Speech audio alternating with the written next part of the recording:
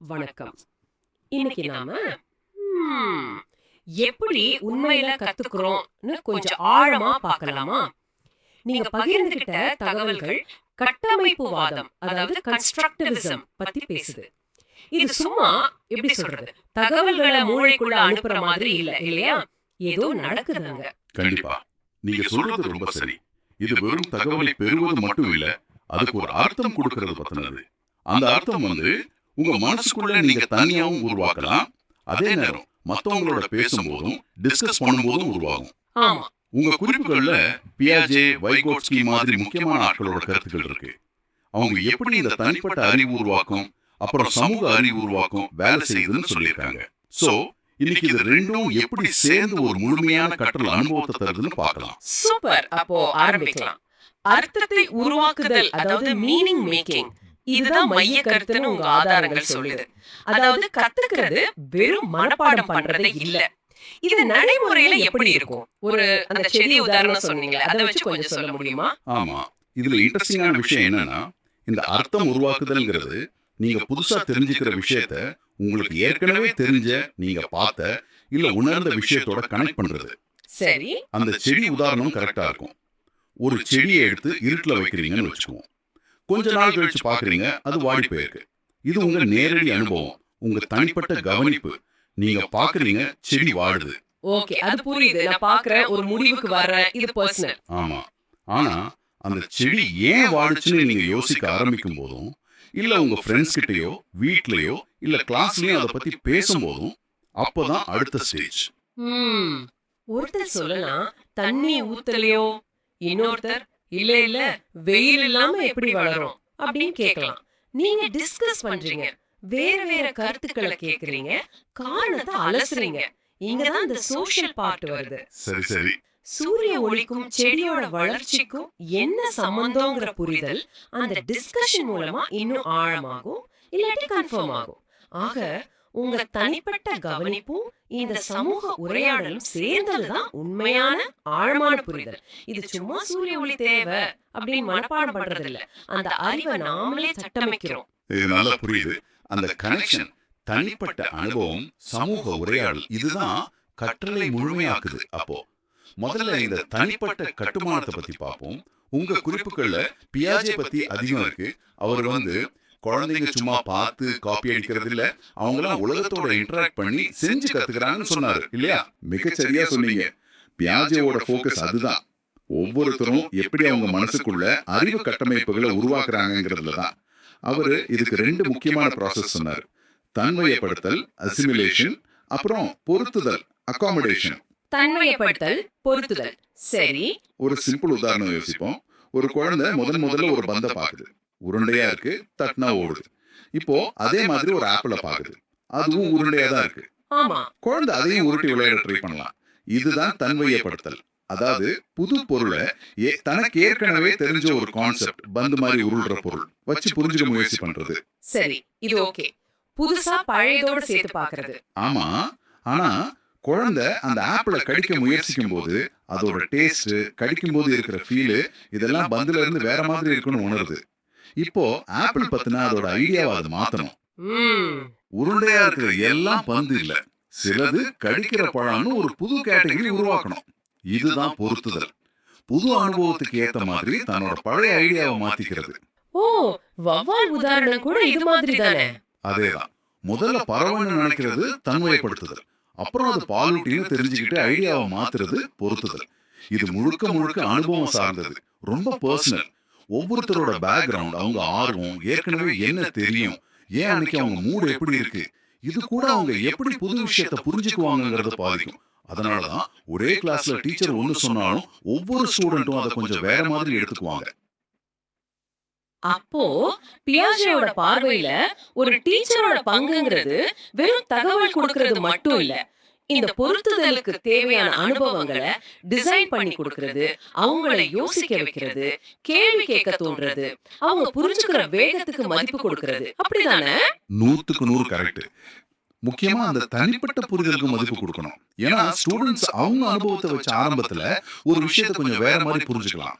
அதை தப்புன்னு ஒதுக்காம அது எப்படி உருவாச்சுன்னு புரிஞ்சுக்கிட்டு மெதுவா சரியான புரிதலுக்கு கைட் பண்ணணும். கேள்வி கேட்கறது, எக்ஸ்பெரிமெண்ட் பண்ண வைக்கிறது, அவங்க கண்டுபிடிக்கிறதுக்கு இடம் கொடுக்கறது, இதெல்லாம் தனிப்பட்ட அறிவு கட்டமைப்புக்கு உதவும். சரி, இந்த தனிப்பட்ட கட்டமைப்பு முக்கியம்தான்.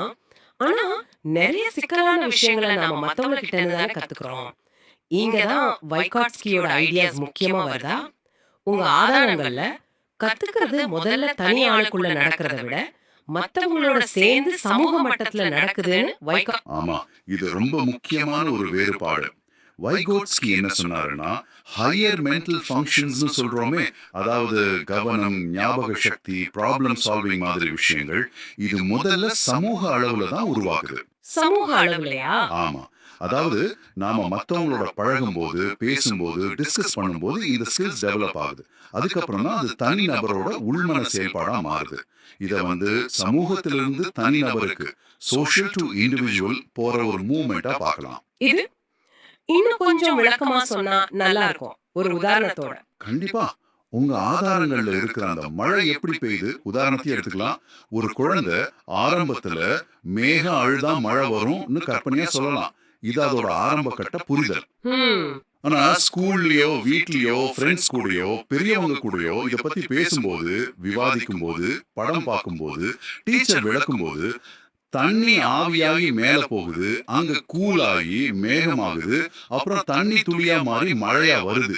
எவாபரேஷன், கண்டென்சேஷன், பிரசிபிடேஷன்ங்கிற சயின்டிபிக் விளக்கம் மெதுவா உருவாகுது. சரி, இந்த விளக்கம் முதல்ல ஒரு சோஷியல் டிஸ்கஷனோட ஒரு பகுதியா இருக்கு. நிறைய பேர் சொல்ற கருத்து, கேள்வி, விளக்கம் எல்லாம் இதுல இருக்கு. இந்த சமூக மட்டத்துல உருவாகிற புரிதல் தான் போக போக அந்த குழந்தையோட தனிப்பட்ட உள்மன புரிதலா மாறுது. இதுதான் வைகோட்ஸ்கி சொன்ன சமூக கட்டமைப்பு. ஓ, அப்போ இது ரொம்ப இன்ட்ரெஸ்டிங்கா இருக்கே. அப்போ இந்த சமூக கற்றல்ல மொழி ரொம்ப முக்கியமான ரோல் ப்ளே பண்ணுதா? நாம பேசுற வார்த்தைகள், விவாதங்கள் இதெல்லாமே கத்துக்கிறதுக்கு டூல்ஸா? முற்றிலும். மொழிதான் இதுக்கு மிக மிக முக்கியமான கருவி. வைகோட்ஸ்கியை பொறுத்த வரைக்கும் மொழிங்கிறது சும்மா நம்ம எண்ணங்களை வெளியே சொல்ற ஒரு சாதனம் மட்டும் இல்ல, அதுவே நம்ம சிந்தனையை உருவாக்குற ஒரு கருவியும் கூட. சிந்தனையே உருவாக்குதா? ஆமா, நாம மத்தவங்களோட பேசுற சமூக பேச்சு இருக்கு இல்லையா, அது போக போக நமக்குள்ள நாமளே பேசிக்கிற ஒண்ணா மாறுது. இத வைகாட்ஸ்கி உட்பேச்சு இல்லனா மனசுக்குள்ள நடக்கிற உரையாடல்னு சொன்னாரு. ஒரு கஷ்டமான கணக்கு போடும்போதோ இல்ல ஒரு முடிவு எடுக்கும் போதோ நம்ம மனசுக்குள்ள பேசிப்போம்ல, ஆமா ஆமா. அந்த உட்பேச்சு தான் நம்ம சிந்தனைக்கும் செல்ஃப் கண்ட்ரோலுக்கும் பேசிக். அதனால சமூக மட்டத்துல மொழி மூலமா நடக்கிற கற்றல், விவாதங்கள், விளக்கங்கள் இதுதான் அப்புறம் தனிநபரோட சிந்தனை திறனா உள்வாங்கப்படுது. உருவாக்குது இது. இயல்பாவே உங்க ஆதாரங்கள் சொல்ற மாதிரி குழுவா சேர்ந்து கத்துக்கிற முறைக்கு கொலாபரேட்டிவ் லேர்னிங் கொண்டு போகுது இல்லையா? குரூப் ப்ராஜெக்ட்ஸ், ரோல் பிளேயிங் இதெல்லாம் ஏன் இவ்ளோ முக்கியம்? ஆமா, சரியா பிடிச்சீங்க. வைகாட்ஸ்கியோட ஐடியாஸை நடைமுறைப்படுத்த இந்த மாதிரி கூட்டு செயல்பாடுகள் ரொம்ப முக்கியம். இங்கதான் அந்த சமூக கட்டமைப்பு நல்லா தெரியும். ஸ்டூடெண்ட்ஸ் ஒரு குரூப்பா சேர்ந்து ஒரு ப்ராப்ளம் சால்வ் பண்ணும்போதோ, ஒரு ப்ராஜெக்ட் பண்ணும்போதோ, இல்ல ஒரு விஷயத்தை பத்தி டிஸ்கஸ் பண்ணும்போதோ, அவங்க சும்மா தகவலை பரிமாறிக்கிறது இல்ல, அவங்க வேற வேற பாயிண்ட் ஆஃப் வியூவை கேட்கறாங்க, அவங்க கருத்தை நியாயப்படுத்த கத்துக்கிறாங்க, மத்தவங்களோட ஐடியாஸ்ல இருந்து புதுசா யோசிக்கிறாங்க. இது அறிவை ஆழமாக்குறதோட மட்டும் இல்லாம ரொம்ப முக்கியமான சோஷியல் ஸ்கில்ஸையும் வளர்க்குது. டீம் ஒர்க், எம்பத்தி, அதாவது மத்தவங்க நிலையில இருந்து யோசிக்கிறது, நல்ல கம்யூனிகேட் பண்றது, கான்ஃப்ளிக்ட்ஸை ஹேண்டில் பண்றது, இதெல்லாமே. அந்த ரோல் பிளேயிங் உதாரணம் கூட இதத்தானே காட்டுது. சமூக உதவியாளர்கள் பத்தி படிக்கிறதுக்கு பதிலா அவங்களாவே நடிக்கிறது. அது ஒரு அருமையான உதாரணம்.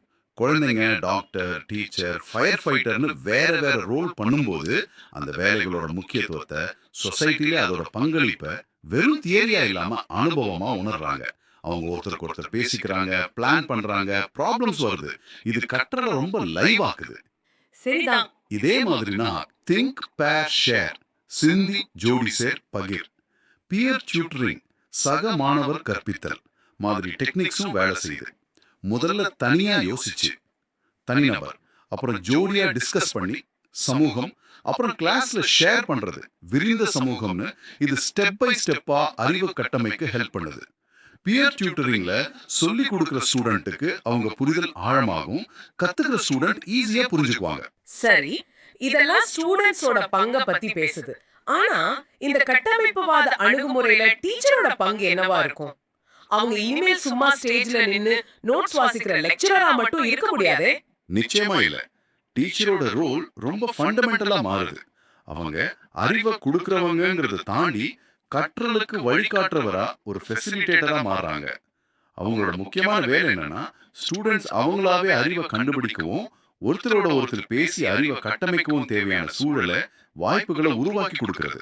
பதில்களை சொல்றதை விட கேள்வி கேட்கணுமா? ஆமா, சரியான கேள்விகளை கேட்கணும். நீங்க ஏன் அப்படி நினைக்கிறீங்க? இதுக்கு வேற என்ன காரணம் இருக்கலாம்? இதை எப்படி டெஸ்ட் பண்ணி பார்க்கலாம்? இந்த மாதிரி ஓபன் எண்டட் கேள்விகளை கேட்கணும். அந்த சாரக்கட்டு ஸ்கேஃபோல்டிங்னு சொன்னீங்களே, அதுவும் இங்க வருமா? அது என்னது? ஆமா, அது ரொம்ப முக்கியம். சாரக்கட்டுனா ஒரு டெம்பரரி சப்போர்ட் இல்லனா கைடன்ஸ்னு சொல்லலாம்.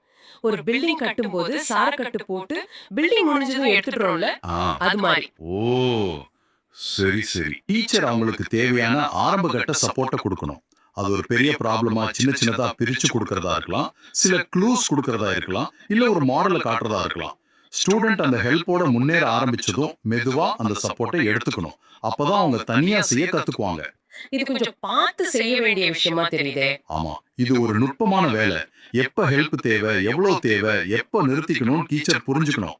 அதோட கிளாஸ் ரூம்ல ஸ்டூடெண்ட்ஸ் பயப்படாம அவங்க கருத்தை சொல்ல, கேள்வி கேட்க, ஏன் தப்பு பண்ண கூட பயப்படாத ஒரு பாசிட்டிவான மரியாதையான சூழலை உருவாக்க வேண்டியது டீச்சரோட ரொம்ப முக்கியமான பொறுப்பு. கேட்கும்போது டீச்சரோட வேலை இன்னும் சேலஞ்சிங்கா, அதே சமயம் இன்னும் திருப்தியா இருக்கும் போல தெரியுது. சரி, இதெல்லாம் உங்களுக்கு, அதாவது இது கேட்டுக்கிட்டு இருக்கிற உங்களுக்கு என்ன மாதிரி பெனிஃபிட்ஸ் தரும்? உங்க ஆதாரங்கள்ல ஆழமான புரிதல், கிரிட்டிக்கல் திங்கிங், நல்ல கம்யூனிகேஷன், டீம் ஒர்க்னு நிறைய பலன்கள் சொல்லியிருக்கு. இது வெறும் எஜுகேஷனல் குவாலிஃபிகேஷன்ஸ் மட்டும் இல்லையே. இல்லவே இல்ல. இதெல்லாம் லைஃப் ஸ்கில்ஸ். அதனாலதான் இந்த அப்ரோச் இன்னைக்கு ரொம்ப முக்கியம்னு ஆதாரங்கள் சொல்லுது. நாம வாழ்ற இந்த 21ஆம் நூற்றாண்டுக்கு என்ன ஸ்கில்ஸ் தேவை? ஒத்துழைப்பு, கொலாபரேஷன், சிக்கல் தீர்த்தல், ப்ராப்ளம் சால்விங், அடாப்டபிலிட்டி, அதாவது புது சூழலுக்கு ஏத்த மாதிரி மாறிக்கிறது, கிரிட்டிக்கல் திங்கிங், கிரியேட்டிவிட்டி, இது எல்லாமே இந்த கட்டமைப்புவாத கற்றல் முறையால ஊக்குவிக்கப்படுது. ஆமா, குரூப்பா வேலை செய்யும் போது இதெல்லாம் தானா வரும் தானே. ஆமா, குரூப்பா வேலை செய்யும் பொழுது, டிஸ்கஸ் பண்ணும் பொழுது, அவங்களா ஒரு சொல்யூஷன் கண்டுபிடிக்க முயற்சி பண்ணும்போது இந்த ஸ்கில்ஸ் இயல்பாவே வளரும். இன்னொன்னு, டிஜிட்டல் டூல்ஸ் கூட இந்த கூட்டு கற்றலை இன்னும் நல்லா பண்ண ஹெல்ப் பண்ணும். ஸ்டூடெண்ட்ஸ் ஆன்லைன்ல இன்ஃபர்மேஷன் தேடலாம், ஷேர் பண்ணலாம், சேர்ந்து ப்ராஜெக்ட்ஸ் பண்ணலாம். இது உங்களை ஒரு பரீட்சைக்கு தயார்படுத்துறதோட மட்டும் இல்லாம வேகமா மாறிட்டு வர இந்த உலகத்துல ஜெயிக்கவும் உங்க பங்களிப்பை தரவும் தயார்படுத்துது. இதெல்லாம் கேட்க ரொம்ப நல்லா இருக்கு. ஆனா பிராக்டிகலா பார்த்தா பெரிய கிளாஸ் ரூம்ஸ், போர்ஷனை டைம்குள்ள முடிக்கணுங்கிற பிரஷர், இல்ல சில ஸ்டூடெண்ட்ஸ் இயல்பாவே கொஞ்சம் ஷையா இருப்பாங்க, குரூப் டிஸ்கஷன்ல கலந்துக்க மாட்டாங்க. இந்த மாதிரி சவால்கள் இருக்கே. உங்க ஆதாரங்கள் இந்த பிராக்டிகல் பிரச்சனைகளை பத்தி என்ன சொல்லுது? ஆமா, அந்த சவால்கள் உண்மைதான். அத ஆதாரங்களும் ஒத்துக்குது. இந்த அப்ரோச் முழுசா கொண்டு வர்றது ஈஸி இல்ல. ஆனா அதுக்கு சில பிராக்டிகல் சொல்யூஷன்ஸையும் அவங்க சொல்றாங்க. உதாரணத்துக்கு பெரிய கிளாஸா இருந்தாலும் ஸ்டூடெண்ட்ஸ் சின்ன சின்ன குரூப்பா பிரிச்சு வேலை செய்ய வைக்கிறது. எல்லா கிளாஸ்லயும் முடியலனாலும். ஆமா, எல்லா பாட வேளையிலும் பெரிய குரூப் ஆக்டிவிட்டி முடியலனாலும் திங்க் பேர் ஷேர் மாதிரி சின்ன கொஞ்ச நேரத்துல முடியிற கூட்டு செயல்பாடுகளை டெய்லி லெசன்ஸ்ல கொண்டு வரலாம். பியர் சப்போர்ட்டை சரியா யூஸ் பண்ணிக்கிறது, ஷையான ஸ்டூடெண்ட்ஸை கட்டாயப்படுத்தாம அவங்களுக்கு சேஃபா ஃபீல் பண்ற மாதிரி சின்ன குரூப்லயோ இல்ல எழுதி கொடுக்கவோ சான்ஸ் கொடுக்கறது. ரொம்ப முக்கியமா, தப்பு பண்றது கத்துக்கிறதுல ஒரு பகுதி தான் சொல்ற, கேள்வி கேட்கறத என்கரேஜ் பண்ற ஒரு பாசிட்டிவான கிளாஸ் ரூம் சூழலை உருவாக்கணும். இது ஒரே நாள் நடக்காது, ஆனா கொஞ்சம் கொஞ்சமா இந்த மாற்றங்களை கொண்டு வர முடியும்னு ஆதாரங்கள் நம்பிக்கை கொடுக்குது. ஆஹா, இந்த மொத்த உரையாடலோட இறுதியில நாம என்ன புரிஞ்சுக்கிறோம்னா, கற்றல்ங்கிறது ஒரு ஒன் வே டிராஃபிக் இல்ல. அது ஒரு ஒரு டைனமிக்கான ரெண்டு வழிப்பாதை மாதிரி. ஒண்ணு, உங்க மனசுக்குள்ள அனுபவம், சிந்தனை மூலமா நீங்க பர்சனலா அர்த்தத்தை உருவாக்குறது. சரி. இன்னொன்னு, நீங்க மத்தவங்களோட பேசுறது, டிஸ்கஸ் பண்றது, சேர்ந்து வேலை செய்யறது மூலமா சோஷியலா அறிவை ஷேர் பண்ணி அதை மெருகேத்துறது. இது ரெண்டும் சேர்ந்ததுதான் உண்மையான கற்றல். மிக சரியா தொகுத்து சொன்னீங்க. இதுல முக்கியமான மெசேஜ் என்னன்னா, உங்களை வெறும் தகவலை வாங்குறவரா பார்க்காதீங்க. நீங்க அறிவை உருவாக்குற ஒரு ஆக்டிவ் கன்ஸ்ட்ரக்டர். தனியாவும் யோசிக்கிறீங்க, மத்தவங்களோட சேர்ந்து உருவாக்குறீங்க. இந்த புரிதல் கத்துக்கிற ப்ராசஸையே இன்னும் மீனிங்ஃபுல்லா, பவர்ஃபுல்லா மாத்தும்.